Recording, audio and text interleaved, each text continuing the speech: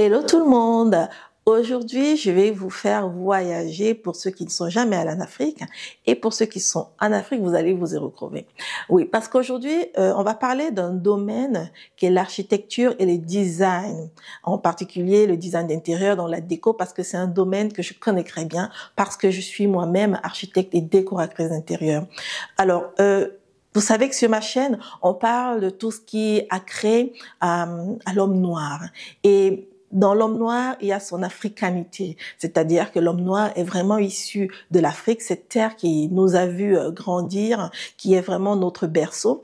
Et dans ce sens-là, il y a quelque chose dont on ne parle pas souvent, parce que l'Afrique, ce n'est pas que les eaux, ce n'est pas que la pauvreté, ce n'est pas que ce sont pas que les guerres. En Occident, c'est ce qu'on montre habituellement parce que c'est ce qu'on veut bien montrer de l'Afrique, mais l'Afrique c'est bien plus vaste que ça. Et tout ce qu'on trouve ailleurs, on trouve aussi en Afrique, notamment la déco.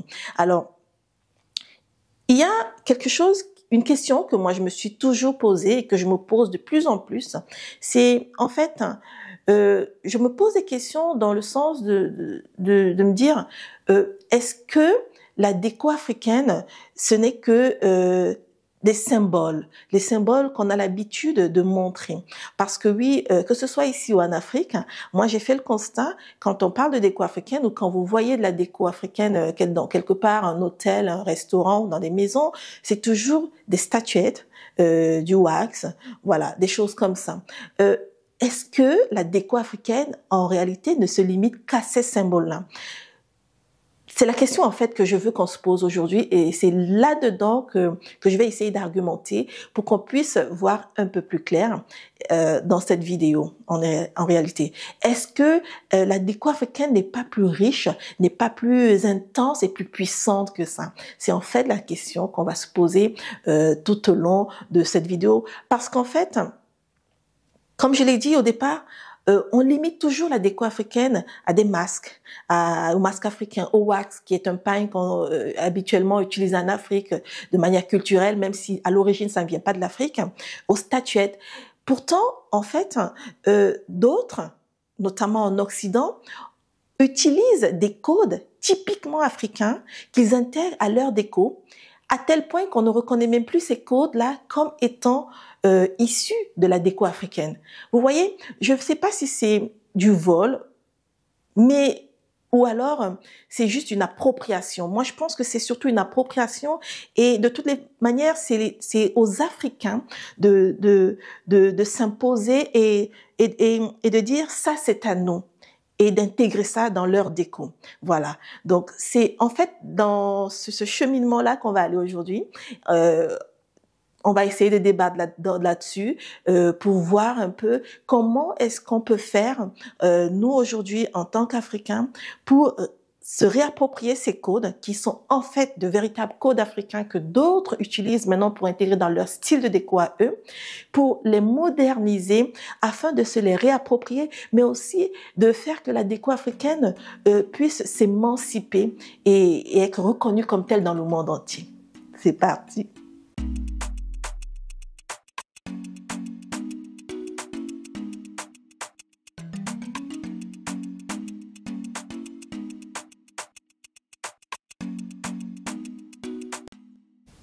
Avant de commencer, comme vous le savez, ma chaîne, elle est toute récente, elle est toute jeune.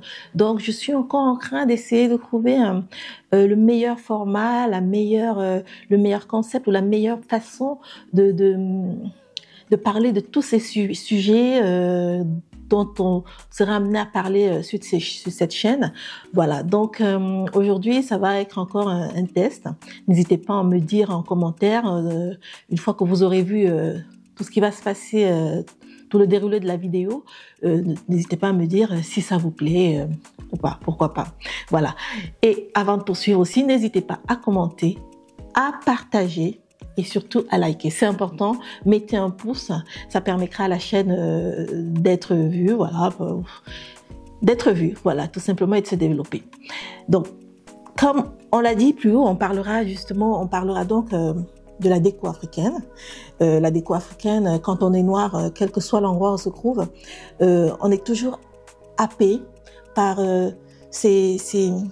par son histoire, par ses origines, par sa source qu'est l'Afrique. Et on a en nous tous quelque chose de l'Afrique.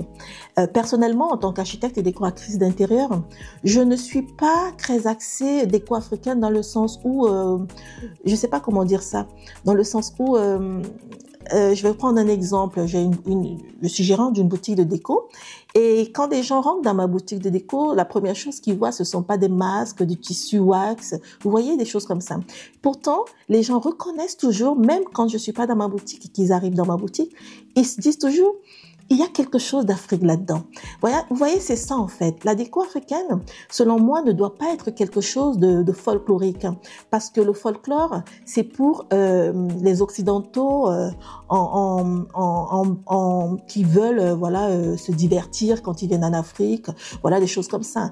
Mais la déco africaine, c'est bien plus que ça. C'est une identité, c'est une manière de penser, c'est un état d'esprit. Voilà, c'est ça en fait. Et c'est ça que je veux développer ici pour vous aider à comprendre en fait c'est quoi décorer africain, c'est quoi la déco africaine, c'est quoi la culture africaine dans le sens de la déco en fait, associée à la déco en fait.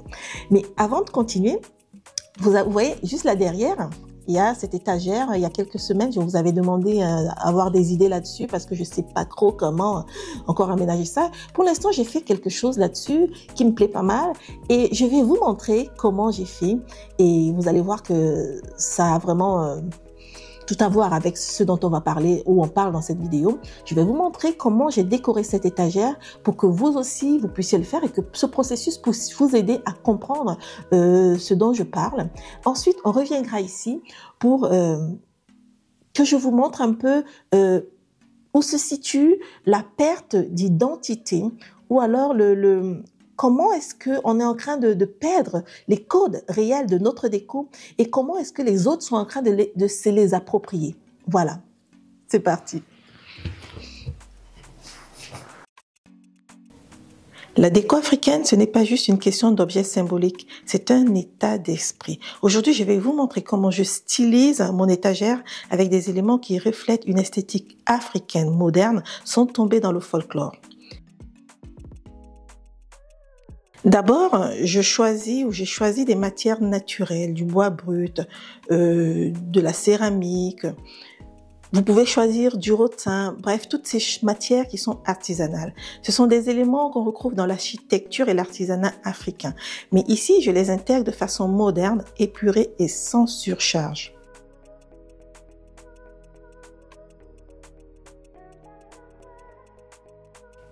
Ensuite, les couleurs. L'Afrique, c'est une palette intense et vibrante, des tons ocre, terre de sienne, des bruns profonds et du noir charbon. Vous pouvez les utiliser par touche sur des objets bien choisis pour donner du caractère sans en faire trop.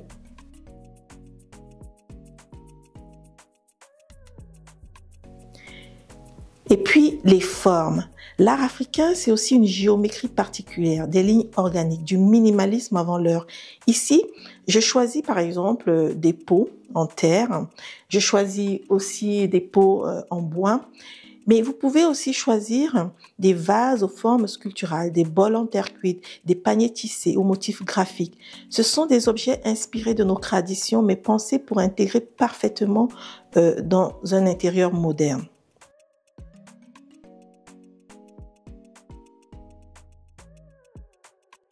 L'idée, ce n'est pas d'empiler des masques et du wax partout, mais de créer un équilibre subtil en utilisant nos matériaux, nos couleurs et nos savoir-faire tout en les adaptant à un intérieur contemporain.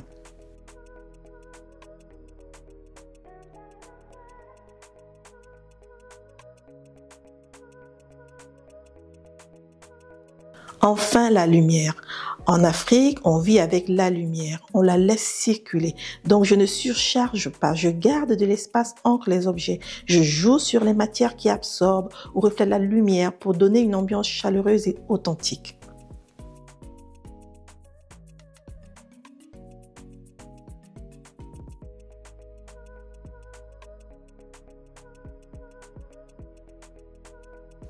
Ce n'est pas parce que vous n'avez pas un masque africain au mur que votre intérieur n'est pas africain. L'essence de la déco africaine, c'est bien plus que ça.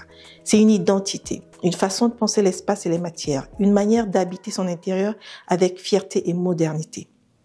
Voilà un peu ce que moi j'ai donné. Dites-moi en commentaire ce que vous en pensez. Est-ce que vous avez déjà réfléchi à la déco afro sous cet angle?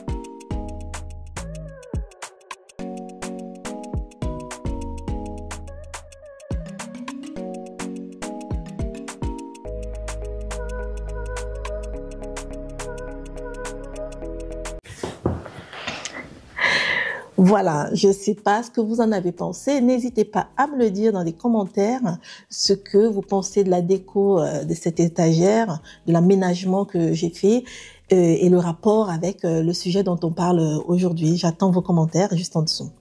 En fait, il y a une méconnaissance exagérée, voilà, ici moi je dis les choses telles qu'elles sont, de ce qu'est vraiment la déco noire. Elle est très mal représentée de nos jours, moi je pense. Je le dis sans vouloir heurter qui que ce soit. Il y a plein de décorateurs talentueux africains et de décorateurs noirs aux États-Unis et partout dans le monde. Mais en général, surtout quand c'est en Afrique, si vous allez dans un hôtel ou chez des gens, quand on dit déco africaine, les gens sont fiers de vous dire j'ai décoré, c'est très africain. Mais en fait, ce qu'ils font en général, c'est mettre une panoplie de masques africains sur les murs, de poser plein de statuettes africaines un peu partout, d'utiliser du wax. Maintenant, je vois même qu'on utilise ce tissu wax sur des grains. C'est très bien, mais c'est pas ça vraiment la déco africaine. Ça n'a rien. Ce sont des symboles, vous voyez, des symboles qui sont très folkloriques, des symboles qui, pendant des années et des siècles, ont permis d'identifier l'Afrique aux yeux comment je vais dire ça, ont permis d'identifier l'Afrique aux yeux des Occidentaux, on va dire ça comme ça, en mal d'exotisme, voilà. Mais la déco africaine, voilà, vous voyez aujourd'hui, en Afrique, et les Noirs en général, et même les étrangers, les Occidentaux, pensent que c'est le masque, voilà, c'est le masque africain, c'est le wax. Encore que le wax même si c'est devenu culturel chez nous, mais le wax n'est pas africain, c'est pas un tissu africain, c'est un tissu hollandais, donc un tissu européen qu'on s'est approprié. Mais c'est très bien, il n'y a pas de souci là-dessus, je ne veux pas revenir, voilà, je ne vais pas refaire le monde. Mais c'est pas que ça, vous voyez, il y a une méconnaissance en fait des véritables codes de la déco africaine et c'est une méconnaissance qui est liée à nos richesses. Parce que la déco africaine, en fait, elle est riche, elle est bien plus riche qu'une statuette, qu'un masque, que le tissu wax. La déco africaine, c'est le bois. C'est le bois, ce sont les couleurs riches et intenses. C'est le bois, quand je dis le bois, au travers des éléments comme des mortiers, des calebasses, des pots, la terre cuite. C'est ça la déco africaine. Ces choses-là aussi font partie de ce qu'on appelle la déco africaine. C'est typiquement africain, ça fait partie de nos richesses. La déco africaine, c'est aussi les senteurs, ce sont les odeurs. On en trouve très rarement, les odeurs. En général, c'est toutes ces odeurs qui viennent d'ici. Pourtant, on a des odeurs chez nous. On a du parfum. Moi, je sais que j'aime beaucoup en termes de parfum. En plus, moi, j'habite à Grasse, dans une ville, la capitale mondiale du parfum. J'ai du mal avec la plupart des parfums parce que c'est surtout des parfums rosés, vous voyez, des parfums fleuris, voilà, des parfums fleuris. Et moi, j'aime pas du tout parce que culturellement, j'ai grandi en Afrique dans un environnement où c'était le bois. Vous voyez, la terre. Et moi, j'aime beaucoup des odeurs boisées, des odeurs terreuses, parce que c'est moi. Et c'est ça l'Afrique, vous voyez. En fait, c'est ce dont je veux vous parler. Donc, il y a cette méconnaissance des richesses africaines. Et il y a aussi, comment je vais dire, le fait qu'on ne sache pas nous-mêmes nous affirmer. Aujourd'hui, en Afrique, il y a des décorateurs vraiment très compétents. Moi, quand je vais sur Instagram, je vois des décoratrices vraiment d'une compétence, vraiment, c'est pas possible. Aux États-Unis, c'est pareil. Les Noirs sont en déco, on n'est pas moins compétents que les autres, au contraire. Et même vous, chez vous, vous avez cette capacité, je vous l'assure, à décorer votre maison et à faire ressortir votre identité. Vous n'êtes pas obligé, parce que je sais que pour beaucoup, se sentent obligés de décorer avec, dans un style, je vais dire scandinave ou autre, parce que ils n'arrivent pas à identifier autour d'eux des éléments qui vont leur permettre d'avoir une déco africaine. Parce qu'une fois de plus, je rappelle que quand on parle de déco africaine, on a toujours ce retour à l'enfance où moi, quand chez mes parents, ma mère avait, chez nous, il y avait des statuettes sur les murs et elle aimait toujours les couleurs noires. Et moi, ça me faisait peur. Moi, franchement, je n'aimais pas. Personnellement, je n'aimais pas. Et chez moi, on ne trouve pas de statuettes. Ça ne veut pas dire que ma maison n'a pas une déco africaine. Non, du tout. Parce qu'en plus, moi, j'ai un style très éclectique, c'est-à-dire que je mélange plusieurs styles. Mais bien sûr, je suis attachée à mes racines africaines. Et quand vous rentrez chez moi, il y a des codes de la déco africaine. Voilà. Donc, vraiment, il y a une méconnaissance que nous-mêmes on a des codes de la déco africaine qui font qu'on limite cette déco à certains symboles et les autres aussi, bien sûr, ça les arrange, ils font pareil.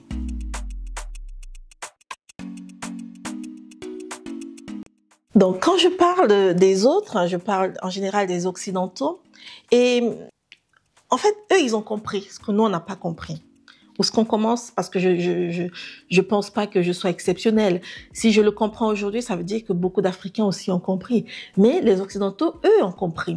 Voilà.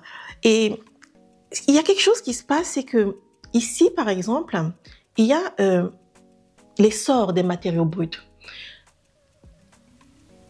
Le bois, la paille, le rotin, toutes ces choses qui sont en vérité les codes de la déco africaine sont depuis quelques années l'expression même du luxe en Occident, l'expression même du haut de gamme, l'expression même de la déco riche, de la véritable déco. Et eux, ils se les approprient de manière vraiment naturelle dans différents domaines. D'ailleurs, il n'y a qu'à voir aujourd'hui, tous ces codes-là se retrouvent ici parce que ils vont en Afrique, dans différents pays, le Kenya, la Tanzanie, le Sénégal, le Cameroun et le Mali, et ils vont et ils font fabriquer des choses qu'ils apportent ici et ils intègrent à leur style décoratif et tout de suite, c'est waouh! Moi, quand je vais au salon Maison et Objets, c'est des objets qui s'arrachent à des prix de ouf. Pendant ce temps, en Afrique, ces objets-là sont relayés, abandonnés dans des caves, dans la cuisine, comme si c'était de simples objets, parce que oui, je comprends, culturellement, ce sont des objets du quotidien, mais on a oublié de les mettre en valeur chez nous, vous voyez. On a oublié qu'ils étaient plus que de simples objets qui sont notre identité. Et ici, on se les approprie et ils deviennent des objets haut de gamme. Ils deviennent l'expression du bon goût. Vous voyez? Et ça, ce n'est plus possible de continuer comme ça. Pour aller un peu plus loin, vous avez des styles comme le style scandinave ou le style, je vais dire, le style japonais. Bref, dans ces styles-là, quand on parle par exemple de la déco wabi-sabi, on aime identifier dans ces styles-là l'authenticité. On met en avant l'authenticité, on met en avant la simplicité.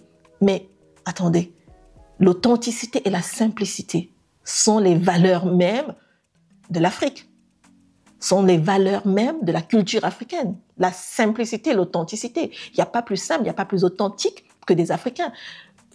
Quand vous arrivez en Afrique, on vit l'authenticité. Quand vous venez ici, on est dans du superficiel. C'est aussi simple et clair que ça. Donc, quand on oppose ces valeurs, la simplicité, l'authenticité et le superficiel, c'est quand même étonnant de voir que ceux qui sont dans le superficiel utilisent nos codes à nous d'authenticité pour les intégrer dans leur déco. Et eux, ils se les approprient, alors que c'est typiquement africain. Du coup, en fait, il y a une sorte de méconnaissance des codes même qui sont à nous. Et les autres se les approprient et personne ne reconnaît qu'ils sont africains.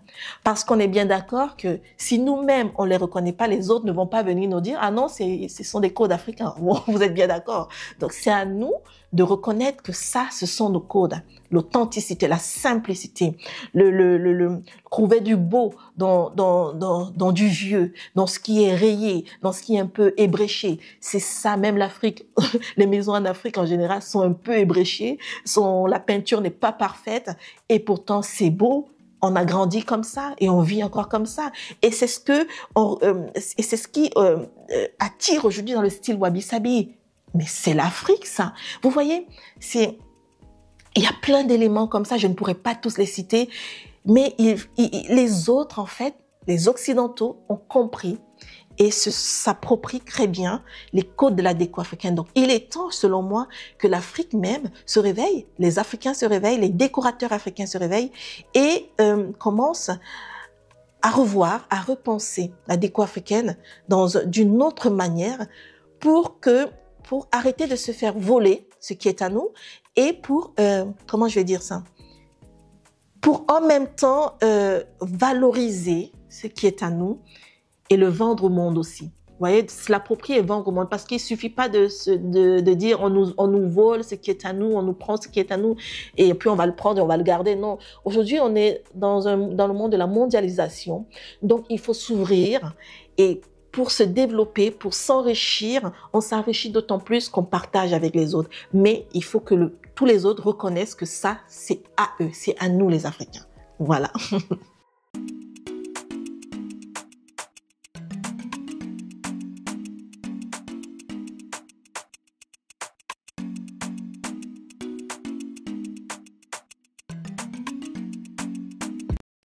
Le but réel de tout ça, c'est certes de vous montrer un peu, en fait, ce qui se passe depuis des années, mais de vous encourager à vous réapproprier la déco africaine. Et comment on se réapproprie la déco africaine? C'est tout simplement en sortant des sentiers battus, qui ne sont pas vraiment des sentiers battus, mais bon, en sortant de ce moule que d'autres nous ont imposé et qu'on s'est imposé aussi à nous-mêmes peut-être, c'est-à-dire des symboles folkloriques, comme je l'ai dit tout à l'heure, le juju hat là, voilà, qu'on accroche au mur, les statuettes, les masques, c'est très bien.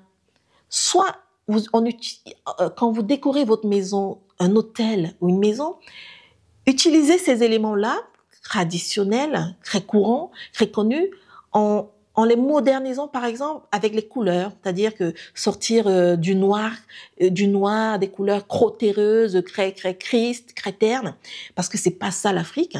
Aller dans des couleurs vibrantes. L'Afrique, c'est des couleurs vibrantes. Quand on regarde les forêts, les savanes, la mer, il y a tout ça en Afrique, et c'est des couleurs très vibrantes, très soleil, très ensoleillées. Sortir des couleurs très sombres pour les rendre plus vives, de telle manière qu'elles seraient facilement, on pourrait facilement se les réapproprier ou ailleurs, les réadapter dans d'autres intérieurs, dans d'autres continents, dans d'autres espaces. Et je vous donne un exemple clair, un masque qui est noir, foncé, peut-être le peindre avec une couleur beaucoup plus claire, en blanc par exemple.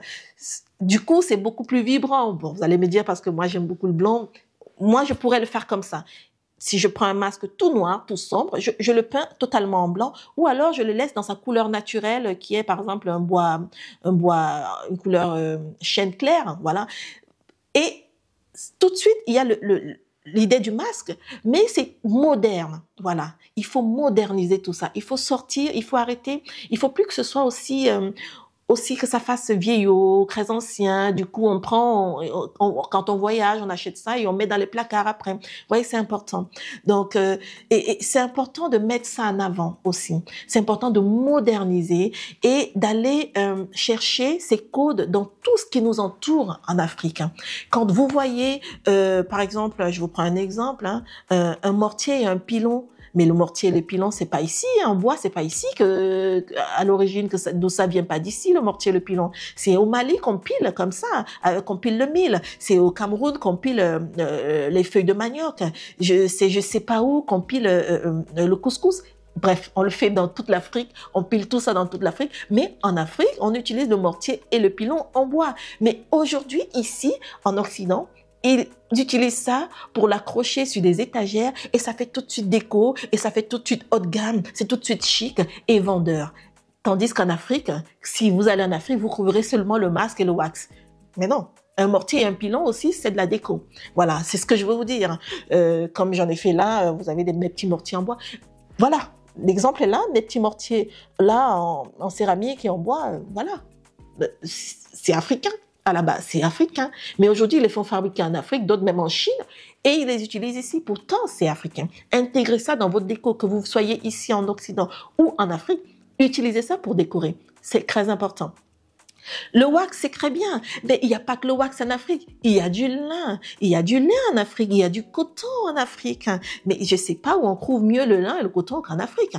Utilisez ça. On est riche de ces choses-là. Utilisez ça. On n'est pas toujours obligé d'avoir des motifs géométriques là-dessus, même si ça fait partie vraiment des codes aussi de la déco africaine. Vous pouvez les avoir tout simplement en uni, en blanc clair, en blanc cassé. Mais le lin et le coton, voilà.